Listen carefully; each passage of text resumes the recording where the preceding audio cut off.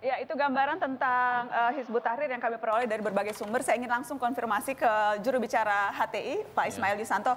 Jadi persisnya berapa orang sekarang yang tercatat? Apakah memang bisa tercatat dan sudah tercatat berapa anggota HTI?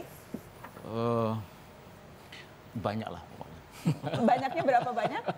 Mas Romi lebih tahu itu. Ada yang bilang 8 juta, ada yang bilang 20 juta, ada yang... Itu kan ada yang bilang. Saya bertanya kepada juru bicaranya yang seharusnya tahu persis. Ya ada lah, ada. Kenapa tidak mau terbuka?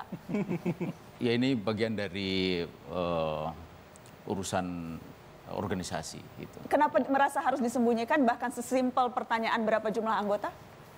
Ada yang memang bisa kita sampaikan, ada yang bolehlah organisasi itu mengatur apa yang bisa kita sampaikan, ada yang tidak. Pertanyaannya sederhana, berapa jumlah anggotanya? Kenapa itu larangan diketahui publik? Bohongin aja berapa? Banyak. Banyaknya berapa? Ya saya kira bisa sampai ribuan, puluhan ribu. Ya. Itu nolnya beda, ribuan dan puluhan ribu. Iya, gitu. Adalah, Mbak. Adalah, tidak mau menjawab. Rahasia perusahaan. Iya, memang kita... Kenapa berhasil? Apakah memang melakukan kegiatan terlarang sehingga dirahasiakan? Enggak, sebenarnya tidak ada kegiatan yang tidak ada kita melakukan kegiatan tidak ada kita melakukan kegiatan terlarang, tidak ada. Tidak melakukan. Semuanya terbuka. Merekrutnya dengan cara apa, Pak Ismail? Pengajian. Yang dilakukan di? Pengajian bisa di masjid, bisa di rumah, bisa di ya di tempat-tempat yang bisa kita melakukan kegiatan. Tidak ada. Dan dalam pengajian biasanya yang disampaikan ajakan untuk bergabung lewat cara apa? Yang kita lakukan di dalam pengajian itu adalah kita membahas materi-materi yang sudah disiapkan. Ya, ada kitab-kitab mengenai masalah akidah, mengenai masalah syariah, akhlak, ibadah, itu. Kemudian masalah ekonomi, politik. Gitu. Selalu menyebut ajakan atau... Tidak selalu. Tidak selalu? Tidak tapi selalu. menekankan tujuan utama mendirikan... malah enggak sebenarnya. Tidak? Enggak. Sebenarnya enggak begitu. Jadi di dalam rumusan resmi Hizbut Tahrir itu disebutkan bahwa Hizbut Tahrir itu untuk dakwah. Disebutkan dakwah. Dakwah li istiqnafil hayatil islamiyah. Okay. Dakwah untuk melanjutkan kehidupan Islam. Itu vision and mission statement resmi. Oh, itu Karena resmi? apa? Iya, apa yang dimaksud dengan dakwah li istinafil ayatil islamiyah? Di sana dikatakan audatul muslimin ilal amal bijami ahkamil Islam. Mengajak kaum muslimin kepada pengamalan seluruh hukum-hukum Islam. Saya mau konfirmasi, apakah merekrutnya juga termasuk masuk ke kampus-kampus? Oh iya, ya kampus, sekolah. SMA? Itu. Ya SMA, kemudian kantor, pabrik, masjid, masuk majelis kemana-mana? taklim. Iya dong, ini kan dakwah. Jumlahnya banyak sekali berarti ini. Anda masih tidak mau menjawab berapa banyak jumlahnya. Kalau begitu saya kalau putar... lebih dari 3 ya banyak. Kalau begitu kita putarkan video yang juga sempat ramai yang berikut ini yang juga diajukan sebagai bukti oleh pemerintah. Kita lihat.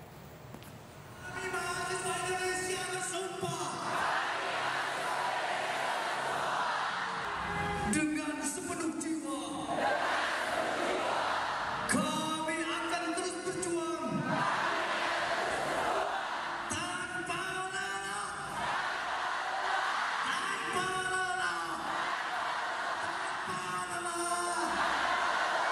untuk tegaknya syariat Islam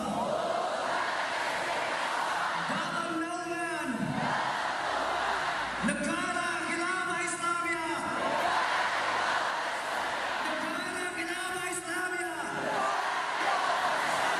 Sebagai solusi tuntas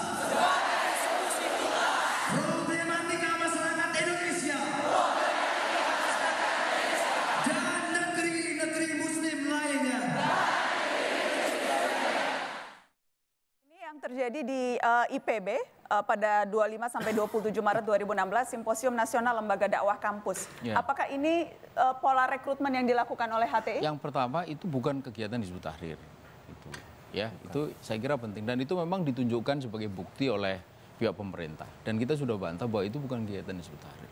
Itu satu. Kemudian yang kedua, kita mesti melihat juga apa isinya. Isinya itu kan kalau dikatakan bahwa ini adalah baiat atau sumpah khilafah, itu kan enggak. Kami itu. mahasiswa Indonesia bersumpah dengan sepenuh jiwa kami akan terus berjuang tanpa lelah untuk tegaknya syariah Islam dalam naungan negara khilafah Islamiyah. Iya, Negara khilafah sebagai solusi tuntas problematika masyarakat Indonesia dan negeri-negeri muslim lainnya. Iya, bersumpah untuk berjuang. Ya kan? Jadi kan nggak ada kata-kata baiat kepada khilafah. Pembaiatan khilafah itu yang sering dikatakan oleh orang-orang di luar sana gitu. Bahwa telah terjadi pembaiatan khilafah atau sumpah khilafah di kampus. Oke, berarti konfirmasi pertama itu bukan kegiatan HTI, tapi mereka simpatisan HTI? Enggak juga, enggak semuanya juga. Kalau ada gitu. Tapi mereka mendukung perjuangan HTI karena sama-sama menginginkan tegaknya syariah Islam dalam naungan negara khilafah. Jadi bisa disebutkan sebagian simpatisan HTI. Ya, dan juga begini bahwa soal khilafah ini kan bukan hanya soal Hizbut Tahrir, bukan hanya Hizbut Tahrir. Jadi banyak juga pihak-pihak itu yang memang setuju. Walaupun tidak seterbuka Hizbut Tahrir gitu. Karena itu kita juga tidak bisa mengatakan orang yang setuju khilafah itu pasti otomatis Hizbut Tahrir gitu. Nggak bisa dikatakan begitu. Karena itu saya tadi mengatakan bahwa kalau di situ ada simpatisan Hizbut Tahrir ya ada, tapi tidak semuanya. Tidak semuanya. Problemnya saya kira justru di tegaknya khilafah Islamiyah ini. Karena memang kita sudah menyepakati Indonesia dengan Pancasila dan Undang-Undang Dasar ini sebagai bentuk final. Ketika mereka menginginkan khilafah Islamiyah sebagai sebuah pemahaman dan keyakinan silahkan. Tetapi kalau itu kemudian dilakukan di Indonesia yang NKRI dan Undang-Undang Dasar itu problem. Begitu. Kenapa?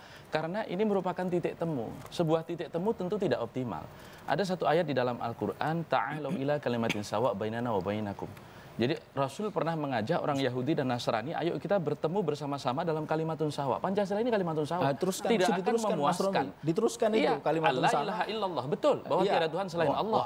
Alan musyrika. Iya, betul. Jadi kalimatun sawa itu sudah dirumuskan di dalam sila pertama ketuhanan yang Maha Esa. Nah ini yang menjadi persoalan. Karena kemudian khilafah Islamiyah ini yang kemudian disirkulasikan seluruhnya ke bagian-bagian yang dilakukan oleh Hizbut Tahrir untuk mengajak seolah-olah khilafah Islamiyah ini kemudian bukan Pancasila dan bukan Undang-Undang Dasar 45. Ada satu video yang saya minta nanti berharap bisa diputar dalam Muktamar Khilafah, itu sangat terang. Dan itu sangat jelas di tahun 2013 seperti itu. Ini bukan persepsi, itu terucap. Bukan, maksudnya kalau persepsi itu artinya saya menginterpretasi, ini terucap. Jadi saya tidak ingin kita takiyah gitu loh Mas Ismail. Jadi jangan kemudian kita berlindung di satu sisi dengan satu badan hukum tegak kepada Pancasila dan Undang-Undang Dasar. Di sisi lain kemudian kita menggerogoti itu dalam keseharian kita. Kita sudah sepakati negara ini final. Bisa dibayangkan kalau kemudian ini terjadi benturan, apa yang akan kita lakukan? Dan Hizbut Tahrir, mohon maaf, saya selalu katakan kita nggak hanya bisa melihat HTI di Indonesia yang sejak tahun 83. Kita harus melihat dari tahun 53. Apa yang dilakukan dalam kudeta di Irak, di Pakistan, di Turki, di Syria. Itu kan bahagian dari sejarah panjang Hizbut Tahrir. Ini yang saya katakan. Padahal Indonesia hari ini, mana syariat Islam yang belum dilakukan? Tinggal jinayah. Artinya kita tinggal berjuang sedikit saja. Dan kemudian kita hari ini memprovokasi masyarakat Islam Indonesia untuk menegakkan khilafah. Untuk satu hal yang tinggal sedikit saja, yaitu jinayah. Wakaf sudah, zakat sudah, perbankan syariah sudah.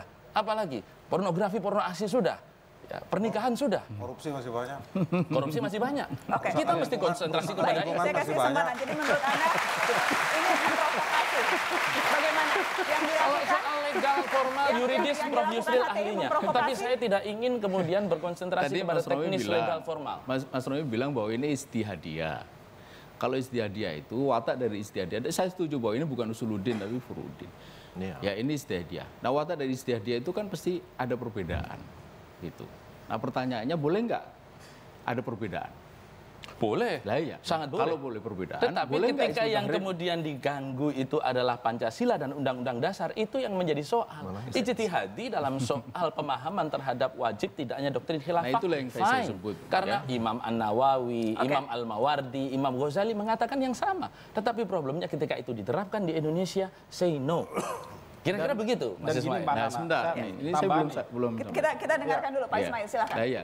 Pertama, boleh enggak ada perbedaan? Boleh, itu. Kalau boleh ada perbedaan, boleh enggak Hizbut Tahrir berbeda? Boleh enggak bahwa Hizbut Tahrir meyakini bahwa khilafah itu sebuah kewajiban, sebagaimana disebut oleh Syekh Wabah Zuhaili, sebagaimana disebut oleh Kiai Haji Munawir Khalil, sebagaimana disebut di dalam kitab sederhana mengenai fikih Sulaiman Rasyid, termasuk juga di dalam ensiklopedia Islam yang ditulis oleh para cendekiawan di Indonesia itu dikatakan wajib gitu loh. Nah kalau wajib, apa sih sebenarnya konsekuensi dari sebuah kewajiban itu? kan harus dilaksanakan. Boleh enggak? Kita punya Tetapi semangat ketika untuk berbicara melaksanakan? Imamul A'zam Sebentar, di saya dalam belum. kitab-kitab yang disebutkan tadi, saya itu belum harus selesai, Mas Robi. berposisi sebagai Boleh mujtahid enggak saya mutlak. teruskan? Itu yang sudah sejak dinasti Abbasiyah berakhir itu tidak ada lagi. Boleh Itu enggak Mas Ismail. saya Silakan, teruskan. Mas Ismail. Nah, ya. Boleh enggak saya berbeda dengan Mas Romi? Boleh. Boleh kan? Nah, boleh enggak kalau kita merasa, kalau kita memahami bahwa khilafah wajib dan karena itu maka khilafah, kewajiban itu harus kita laksanakan, harus kita tunaikan. Itu. Nah, ketika kita ini merasa bahwa ini sebuah kewajiban yang harus ditunaikan, lalu kita merasa juga bahwa orang lain harus memahami bahwa ini adalah sebagai kewajiban gitu. Nah, disitulah dakwah itu terjadi gitu loh. Jadi mohon ini dipahami sebagai dakwah. Bagaimana Mas Ahmad Budi ini sebagai bagaimana dakwah? kemudian dikatakan Dipahami. sebagai provokasi Oke, gitu. kita kasih kesempatan. Iya. Hizbut Tahrir itu sudah punya rancangan undang-undang dasar khilafah. Ya. Dan itu ada dalam bukunya Syekh Taqiyuddin An-Nabhani. Silakan nanti dicek. Dan itu kami sampaikan juga sebagai bukti di persidangan. Ya. Satu hal itu. Kalau memang itu dakwah sebagai wacana, kenapa harus sudah ada rancangan undang-undang dasar? Artinya orientasinya ini untuk merebut kekuasaan dan yang direbut adalah kekuasaan yang sah. Dan ini bukan soal lagi kebebasan berpendapat. Ini ada ormas yang ingin mendirikan negara. Mbak Nana, ini soal Ini satu hal dan soal rancangan ini sebentar penting jangan ini. jangan, Harus jangan saya dipotong dulu Pak Ismail ya. Saya yang potong karena saya harus break. Nanti Oke. karena saya tuan rumah saya potong dua-duanya. Ya. Nanti saya kasih kesempatan untuk melanjutkan. Masih ada waktu untuk melanjutkan, kami kembali sesaat lagi. Karena sudah harus break, tapi masih ada waktu untuk melanjutkan.